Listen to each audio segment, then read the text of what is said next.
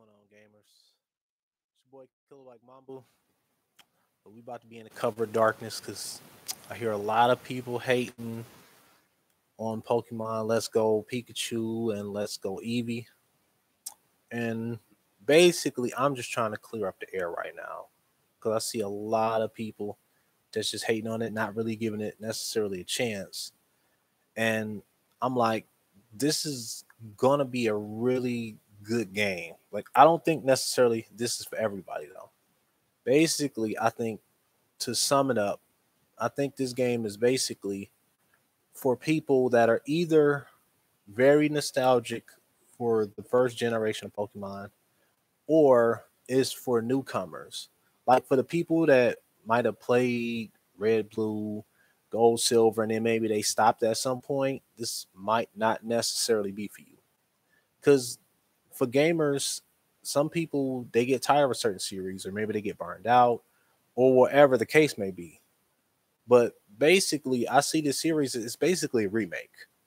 And when I first heard about it before E3, I was basically saying to myself, well, man, I don't want to play through Generation 1 again. And I was looking at a lot of the Pokemon Go, the little gimmicky features they added where you buy the little ball thing and you throw it and you catch stuff. And I was like, I'm not for that.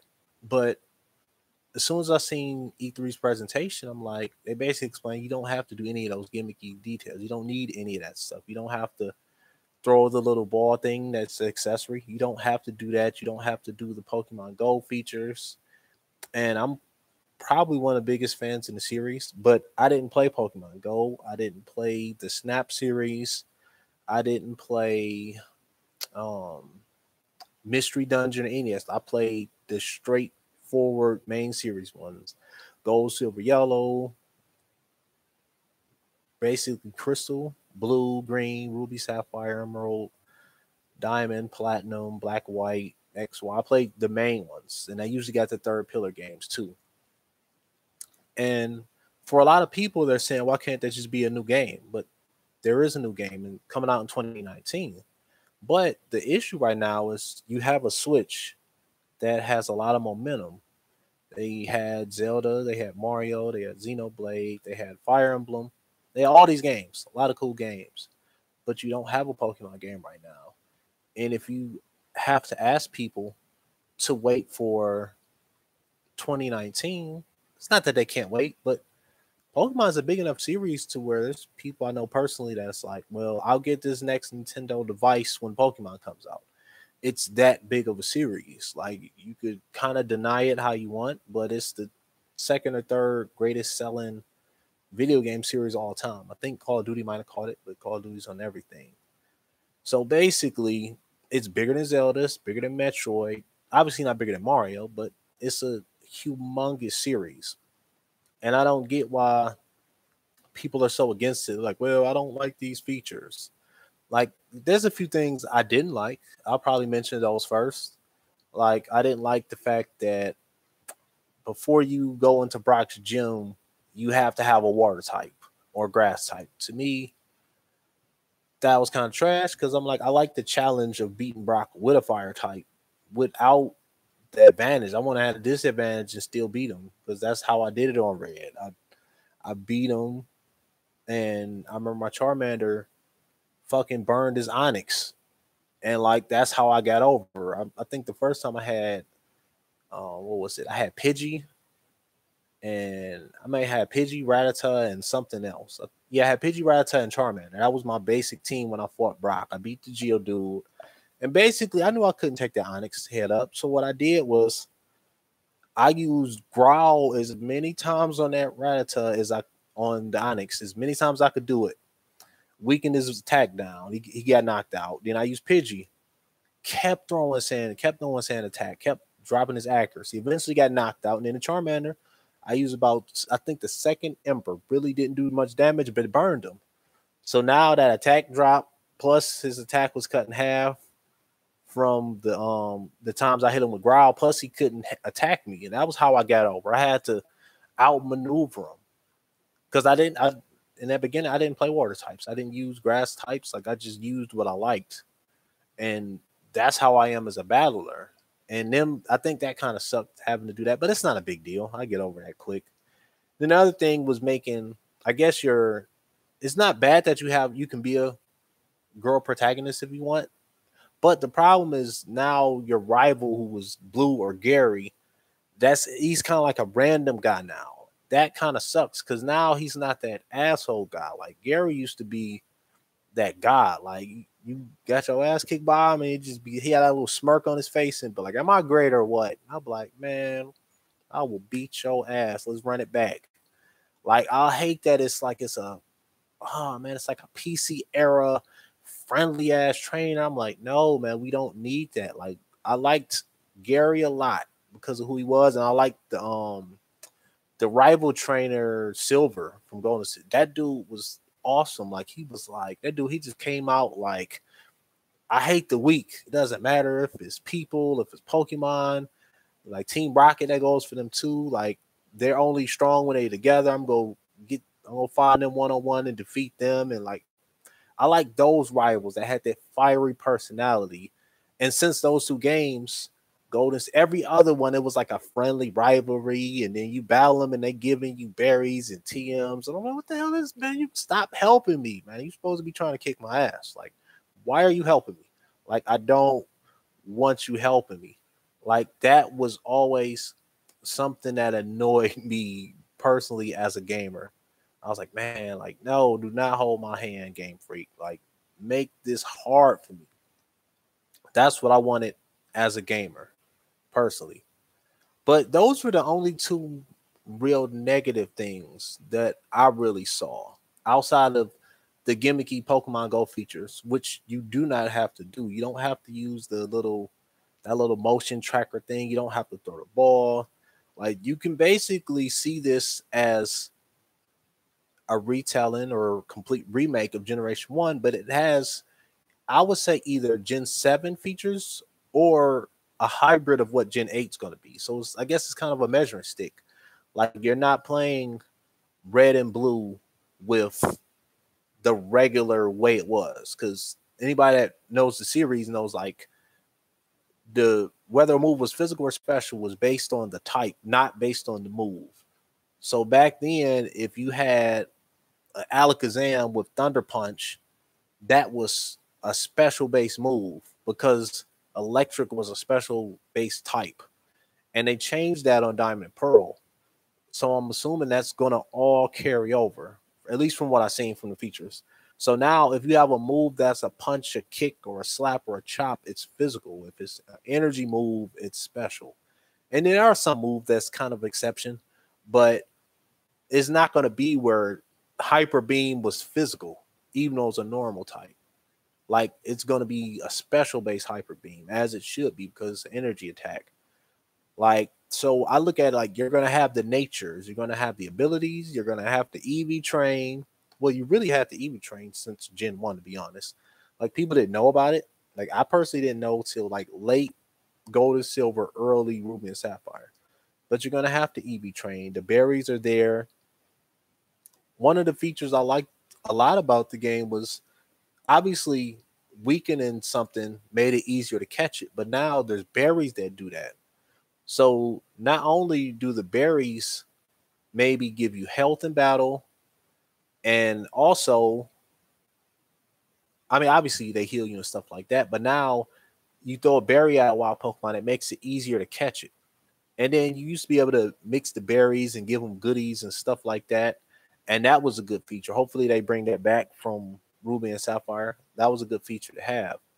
Like, there's lots of cool things that they added. Like, for the people who like RPGs but don't like random battles, now you see this stuff out in the wild now. Like, you see the Rattatas in the grass or the Pidgeys in the grass. So I don't know if you can completely avoid random battles now, but maybe there's a thing where I don't know if they'll do something where you get ambushed or you ambush them, but that will be kind of cool to add to the game too. That's been in stuff like Final Fantasy, and I don't see why they couldn't add it. I mean, maybe that might be doing too much, but by the same token, I think that that's an awesome feature that's in the game, and I'm definitely happy for the series. Like, they've done so many things. Like, there's a lot of people that's like, well, where's Generation 8? But I'm like, this is my question to the people that, okay, let's just say you started with red and blue, because I had a couple people in a couple videos like Kano.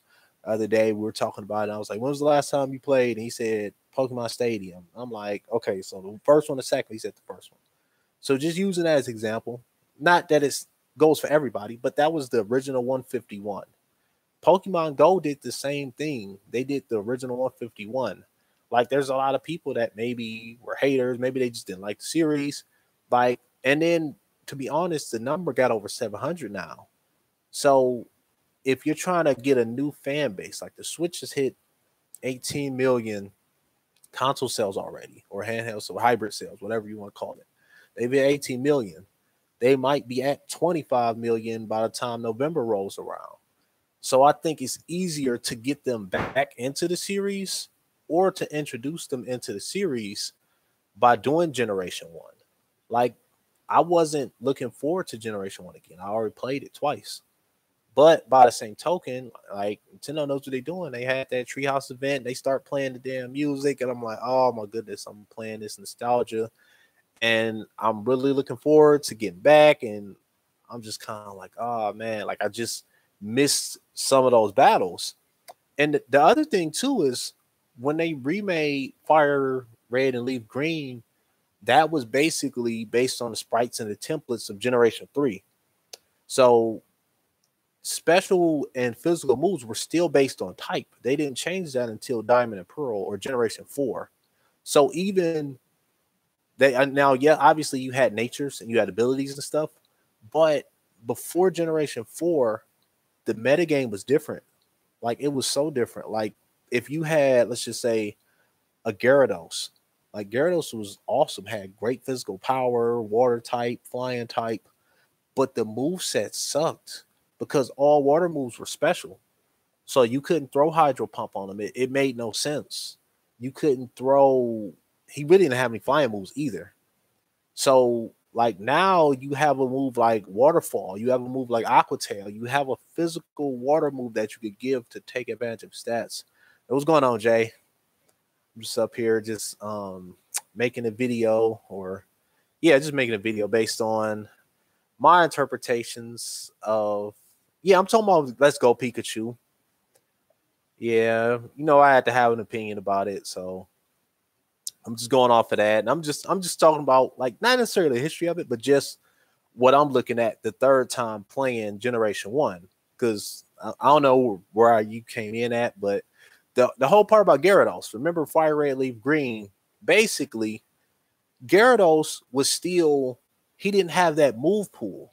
Like, you couldn't give him Waterfall because it was still special. So he suffered for having the wrong type. Now you could give him a good water. Remember before you had to give him stuff like Earthquake, and like he didn't get any stab for that. That didn't make sense. Like, it made no sense at all. And now you can give him proper move sets. Like, remember how sucky Entei felt? Yeah, that's what I'm saying. Gen 3 and 4. Entei was the same way. He had all these great moves. He had Sacred Fire and all this other stuff, but his special attack was trash. So it was like you never had the moves. Now you could give him the Stone Edges. You could give him that one ground move. Now he has stuff to take advantage of how good he was. And that's the other thing too. Like, now, and then obviously you have the Alolan forms.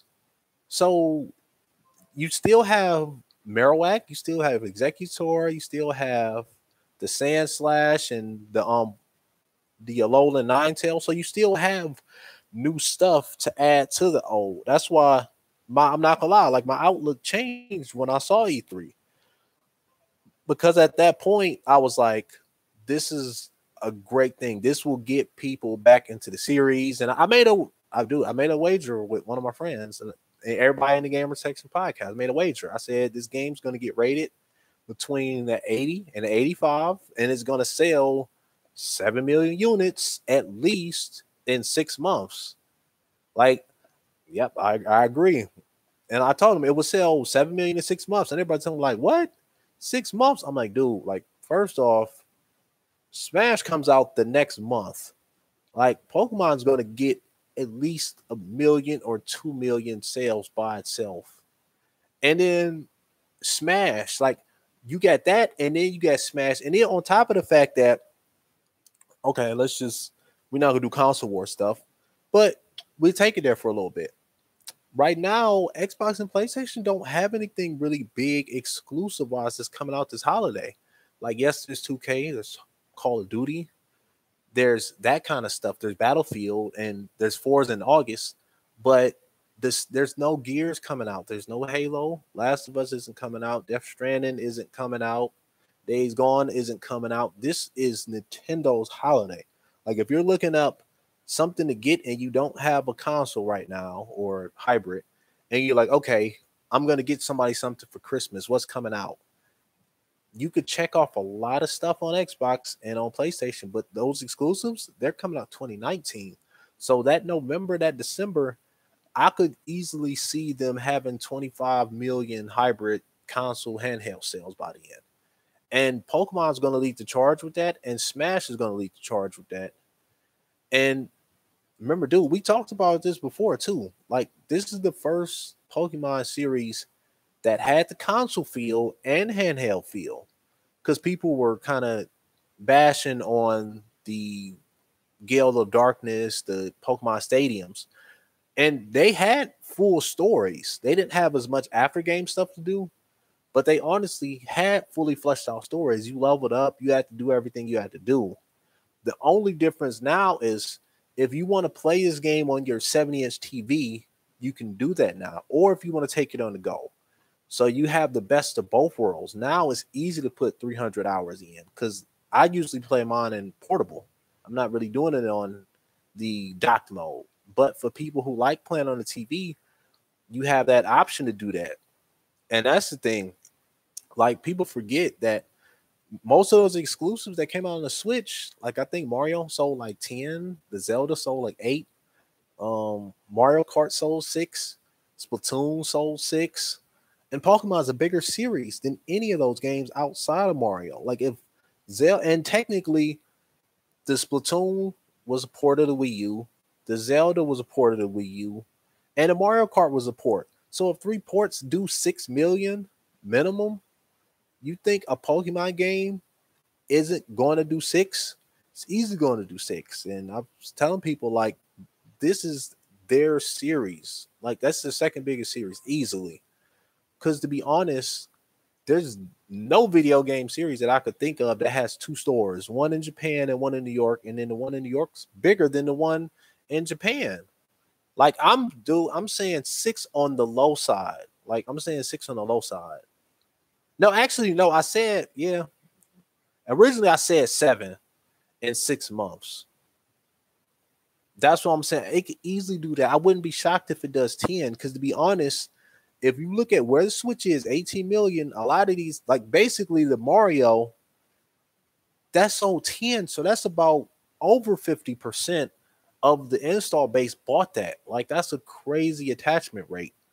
Pokemon's gonna do that. Like, and then they were saying, what did Ultra Sun do? But I'm like, okay, Ultra Sun did 7, but that's the third pillar game. Those usually don't sell as the original, but the original Sun and Moon did 14.9 million, so basically 15. And the thing is, the Switch is selling at a much faster pace than what the 3DS was doing. Plus, we haven't had one in a while, so that's even more reason. The thing is, Nintendo knew what they were doing with Pokemon Go. They did Gen 1 for a specific reason, and it worked. So they gave you Pokemon Go 1 year, then they gave you this game, and the fact that now you have the Pikachu rides on your shoulder, the Eevees on. People have wanted that for a long time. They did it in yellow. They didn't do it anymore for a while until gold and silver. And then they kind of did it, but it wasn't fully fleshed out. But now that you can have somebody on your team, now the Charmander follows you. Now you can ride the Onyx. There's so many other features on the game now. Like, that's the thing that I don't get. Like, now, for people that might be haters of the series, I don't necessarily mind that, because that isn't for them. But if you are a Pokemon fan, Like my thing is, I don't see how anybody that buys the Mystery Dungeon games isn't going to buy this one, or anybody that invested in Pokemon Go, because Pokemon Go, like, no offense, but that was like a parody of the main series. Like, I don't see how you can really even compare it. Like, it's a much bigger series. Like, it's definitely a much bigger series. And the thing with Pokemon is, Generation 8 is going to be big. And I think probably the reason they did Gen 1 is maybe it was some to give them time to get their online network together, and then on time to get the Pokemon Bank together. So now when you beat this game and you raise your stuff up, by the time we get to Generation 8, you'll be able to trade all of that over. So when you play Gen 8, you'll have something to lean on. So now that's a good thing. Like, that's the thing I like about it is they're building on it, because obviously you remember we used to play a lot of those games back in the day and still do. But the thing is, when you went from gold and silver to ruby and sapphire, because of the difference in the link cables, we lost all of that stuff. We couldn't bring any of that back. Like, there was favorites that people had. I mean, it was stupid, I guess, for them to change the link cables in the first place. But when you think about it, from ruby and sapphire all the way to this generation, you've been able to bring all of that back. You've been able to bring ruby and sapphire to diamond and pearl to black and white to X and Y, and X and Y to sun and moon. And all this is this is just giving them a year to go back to Gen 1, get your stuff, and then when the new one pops out, you get the bank, you get all your stuff. So now you have everything basically.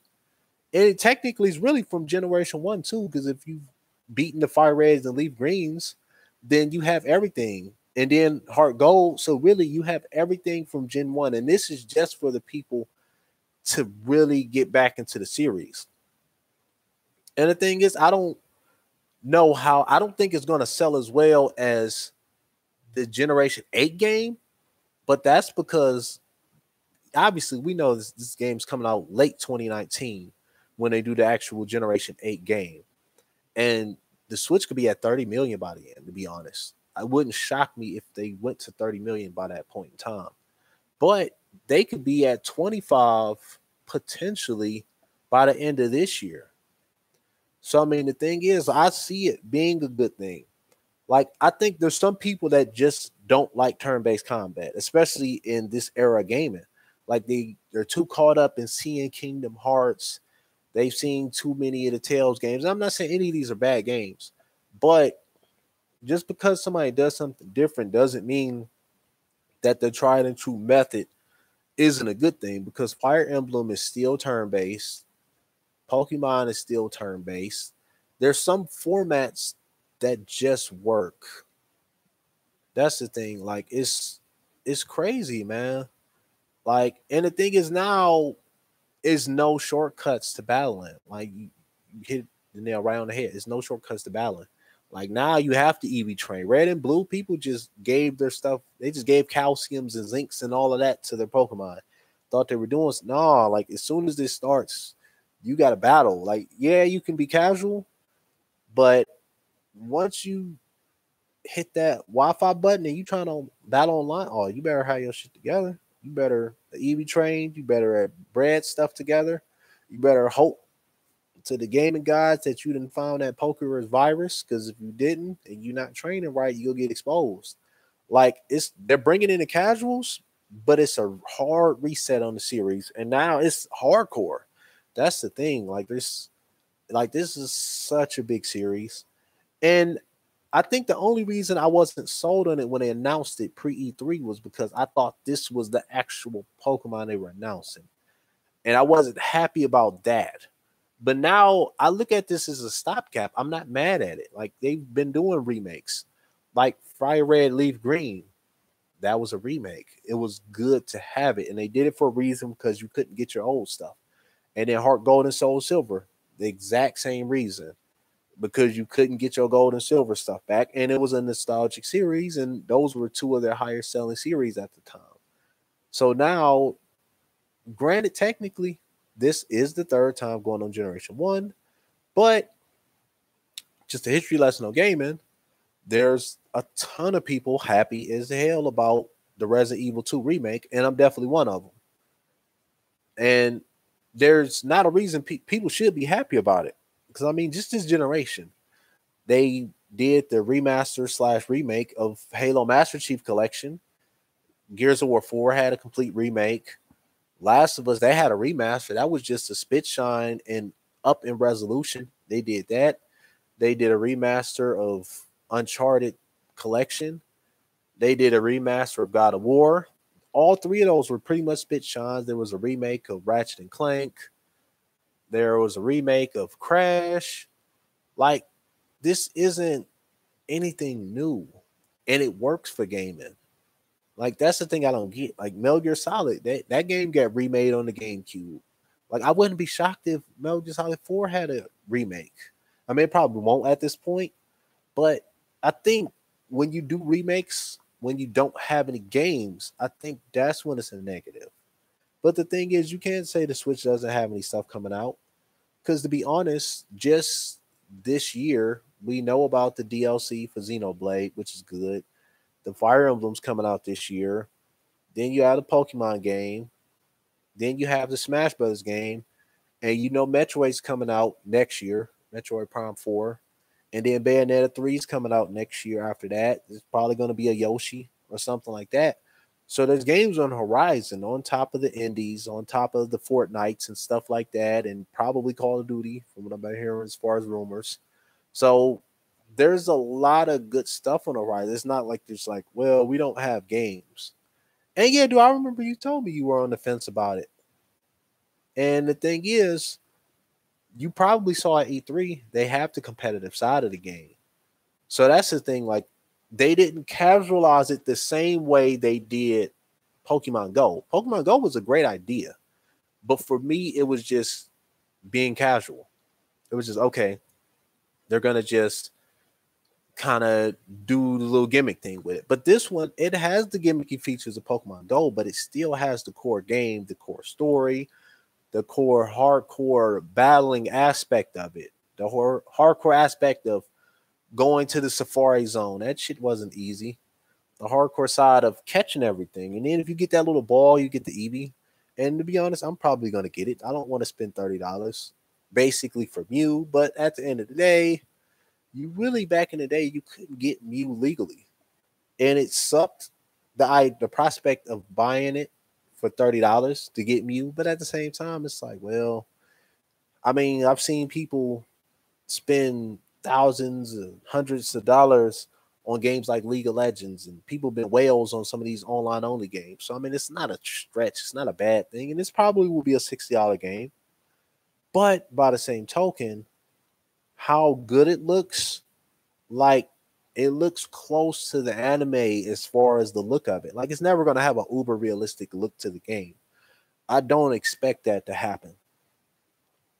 But by the same token, I like the look. Like, the Pokemon, they legit move now. They look live. Like, when you weren't in battle, obviously we know in battle their stances and everything was live. But now just being out, like, you being able to tell if they're happy, the emotional status. It's so many little features in the game that I was paying attention to that people that probably don't really play Pokemon, that probably just played Generation 1, maybe seen the show. Like, it's so many little minute details that I was paying attention to where I was just like, oh man, this is awesome.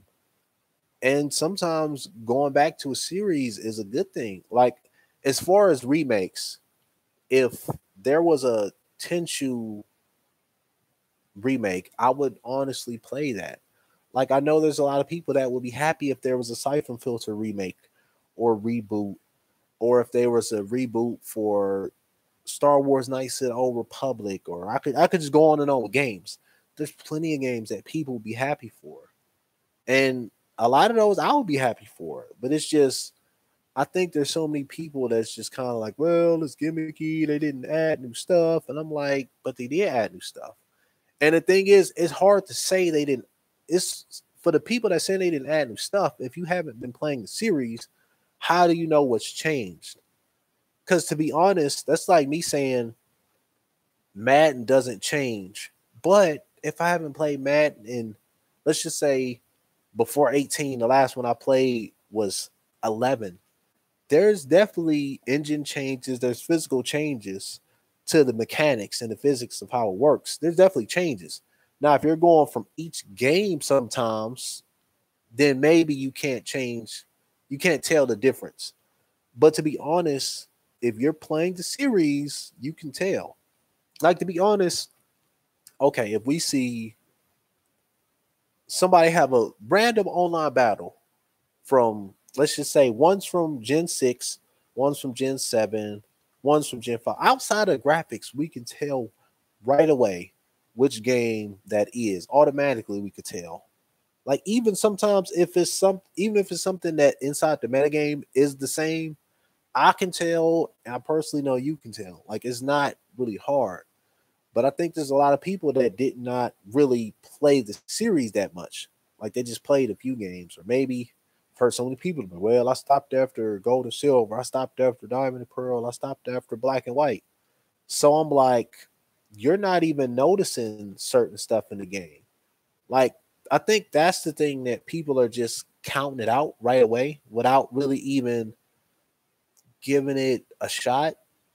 And I think that's the thing that's bothersome, because some of those same people were happy as hell about the Crash remake.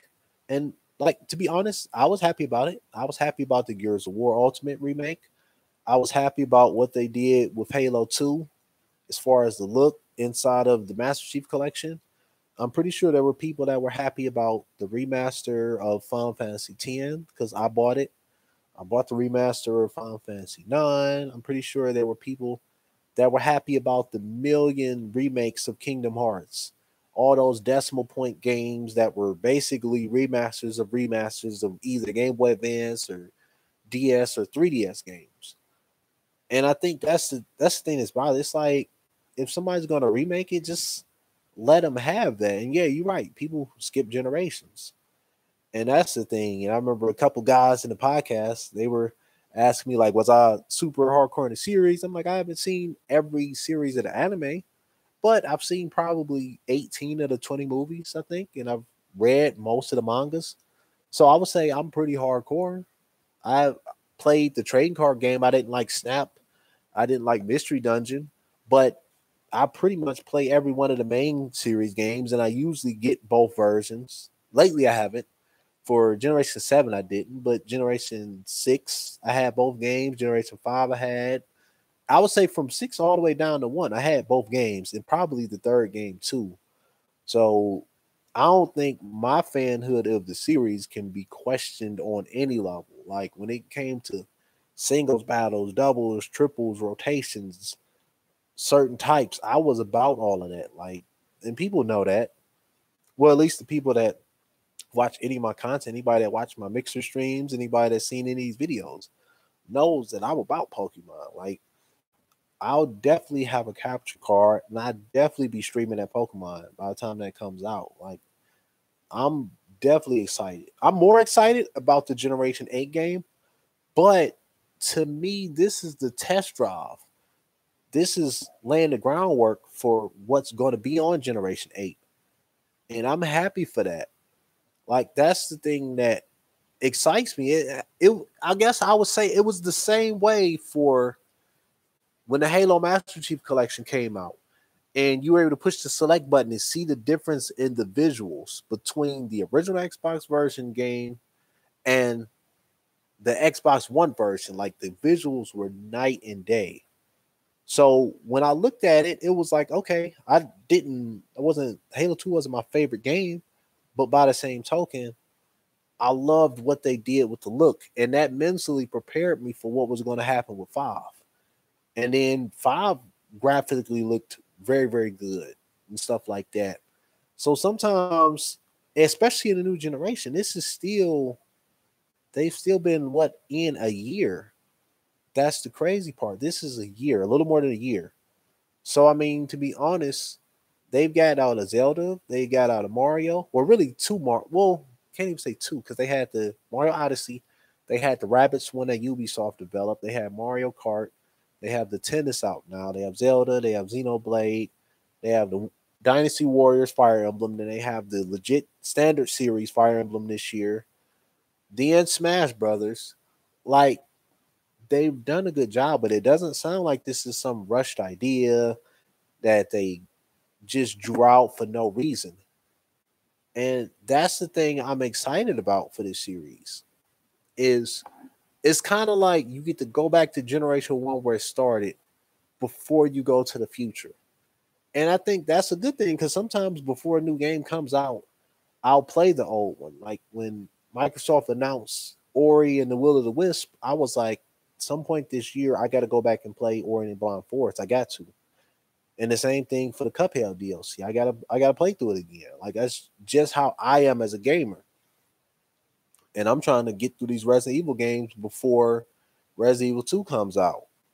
So I mean, I think as a gamer, like I'm happy, and I mean, anybody that disagrees or just has a difference of opinion, I will welcome them to come on live and not necessarily debate me, but if you want to call it debate me on it, what don't you like about it? What do you like about it? I would debate anybody on it, or just anybody that's willing to give their comments in the comment section. Like I'm all for it. And basically that's it for me. I'm not gonna ramble on too much longer. But basically YouTube, I had a video earlier about Friday the 13th. I don't know if it's uploaded yet, but I'm gonna upload it pretty soon and I gave my details on that video already. And I'll probably have maybe another video about Nintendo's conference. And I'll do one for Xbox conference, and I'll probably do one for Sony's conference too. But basically, yeah, you guys obviously you can find me on YouTube, or you can find me my Xbox gamer tag is Killer Buck Mamba. It's the same as YouTube, except it doesn't have the space in KBM.